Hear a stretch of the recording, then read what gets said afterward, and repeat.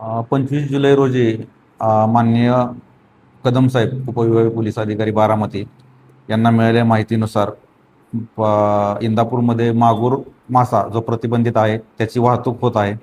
सदरच्या माहितीवरून इंदापूर पोलीस स्टेशनचं पथक तसेच माननीय उपविभागीय पोलीस अधिकारी बारामती यांचं पथक यांनी संयुक्तरित्या मागूर मासा याची वाहतूक करणारा एक टेम्पो याला ताब्यात घेतलं.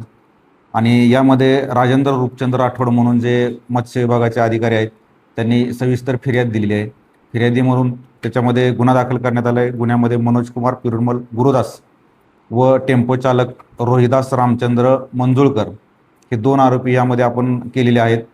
याचा अधिक तपास सविस्तर तपास चालू आहे. याच्यामध्ये गाडी मालक कोण आहे किंवा इतर कुठल्या गोष्टी आहेत त्या निष्पन्न करून त्याच्यामध्ये आणखी कुणाचा सहभाग आहे का त्याबद्दल सविस्तर तपास करत आहोत.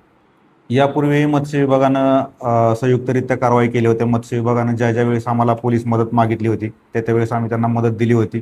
त्यांच्या दिलेल्या मदतीवरून संयुक्तरित्या मी आल्यापासून 1-2 गुन्हे दाखल आहेत यापूर्वीचे आणि सातत्यानं आम्ही अशा पद्धतीचे गुन्हे दाखल करणार आहे.